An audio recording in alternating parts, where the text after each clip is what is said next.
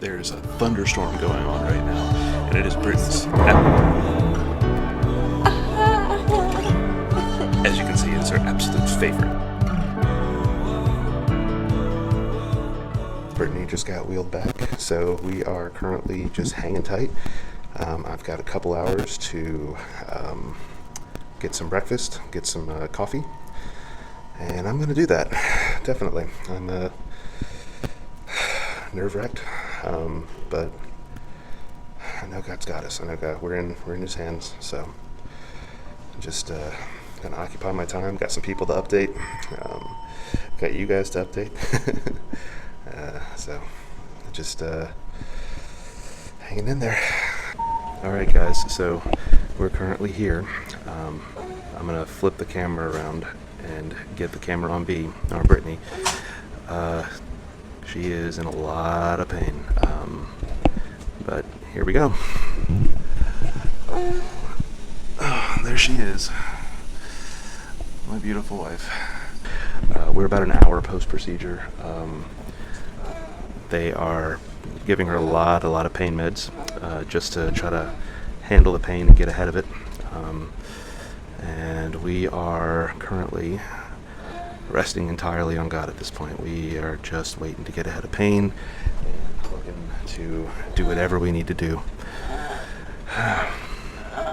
So anyway, here we are, as you can hear, or maybe you can't hear, but there's a thunderstorm going on right now, and it is Brittany's. As you can see, it is her absolute favorite. No, it's a thunderstorm, and we haven't had like a good storm that actually like thunders in Mississippi. Yeah, but we're not in Mississippi. I know, and Darrin tried to convince me it was just like the janitors rolling down the halls or something. But it's thunder, and it makes me so happy. Oh, I love it. And I just was praying to God that it just continues to thunder. And it's been thundering. And it's been thundering, and it makes me really happy. I was trying to stroke you. What was that? That was your. Ow. That was your nurse call button. Oh, I don't need them. I know you don't need them. Okay. This is almost like making fun of people, videoing them when they're drugged. I'm still in pain, though. I wish I had more drugs. It's raining, and so Darrin has his overnight bag, which he's going to be able to stay with me, guys. I told y'all that I was really worried about that, and he gets to stay overnight with me the whole time. And so anyways, one of my prayers to God was to be able to have the thunder, but that usually means rain, which would really suck for my husband if he had to like go get all of our overnight stuff from the car. But he's in a parking garage, and it's just like, that God knew that it was going to rain and thunder tonight, and that it would be an answer to my prayer. But he's still making things easy on my husband, too. And it makes me really happy, and it makes me want to cry, because God's really cool. Okay, so that verse. We're literally trying to go through and do these vlogs to share all the things that we've learned, and he's teaching us, and all the things that he's doing, even in the little things, like the thunder and getting good reports from the surgery, although be it weird reports. But today's verse of the day was, give praise to the Lord, proclaim his name, make known among the nations what he has done. Psalms 105:1. And I feel like the more you talk about God, and the more you really dive into everything he's done for you, and the more you recognize him, even just in the little things, life just becomes better, because you realize how many blessings he gives you, even in the simple mundane stuff like a thunderstorm. It is Monday night, Tuesday morning. I think it's like 1 a.m. I'm in a lot of pain, and it's all over on my left side because of what they did during surgery. I don't have the energy to like recap what actually happened right now, but my stomach and my groin keep having like grabbing and stabbing pain. My stomach keeps cramping. I'm having pain over in the side of my kidney where the tumor is. And really, really bad sciatic pain. It's like shooting down my leg, making it difficult.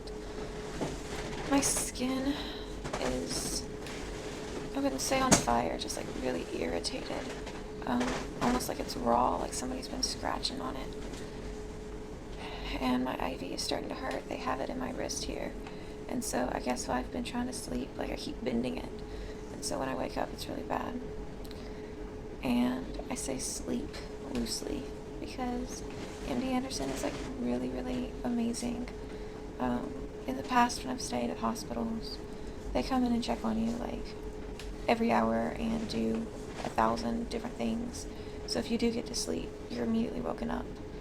But at MD Anderson, they have automated so much that like things like checking my heart rate, my blood pressure and everything, they have me hooked up and they actually monitor it in the hallway and have it set up to run the test about every hour. And so they don't have to come in as often. They just make sure that my numbers are okay so that I can actually sleep. And then if they see something concerning, that's when they'll come in and check to make sure that everything is okay. But despite them actually allowing me to sleep,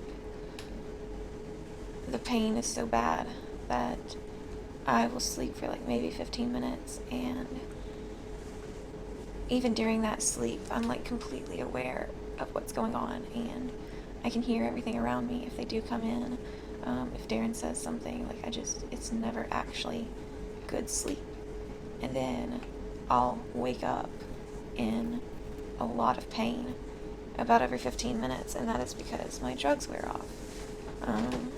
It's been about 15 minutes now, and so I have to repress it, and I don't know if you can tell on camera, but the light goes off. And so I'm literally trying to push drugs every 15 minutes, on top of having continuous drugs being pushed into my body. I don't know why, I don't know what I'm dreaming about, but I keep having nightmares to the point where like I shoot out of bed and hurt myself shooting myself out of bed because I get so scared in the dream that I'm actually like screaming.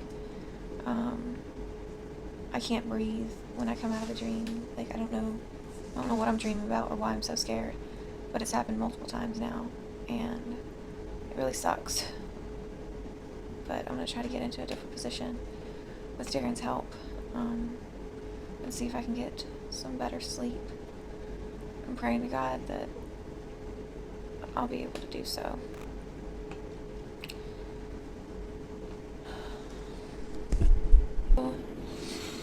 Good news is from about 1 a.m. to 5 a.m.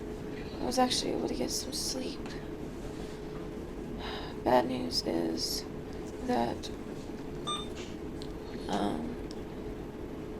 the post-treatment fever signs are back. Yeah.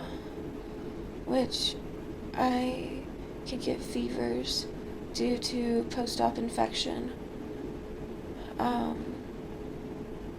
And a basically reaction to coming off of anesthesia. And that's what a lot of the doctors were worried about because of the type of procedure I had.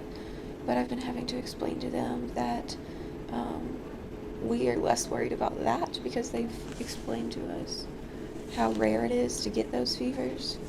We're less worried about that and more worried about our post-treatment fevers, which happen anywhere from day 5 to 7.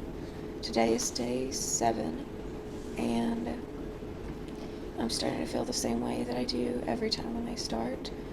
Last night I started getting, I was telling y'all that my skin was really itchy and dry, just really burned, was really irritated.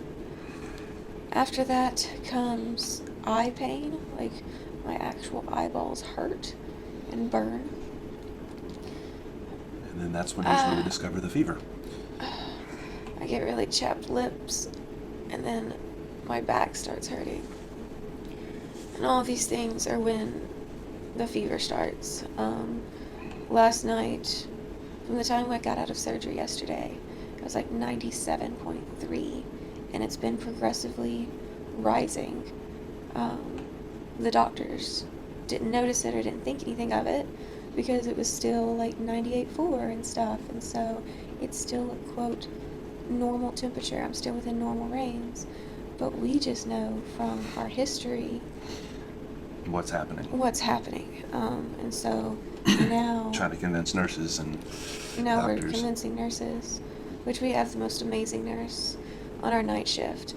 I'm sad that she's about to leave, and I'm sad that the day shift is about to start because Patty is absolutely amazing. And she's written in her notes for when the next shift takes over that this is post-treatment stuff and that we know what we're talking about, basically. Been here, done that. So, I'm in a lot of pain, especially down my left side still, and now it's being added to by the fevers. I'm hoping that because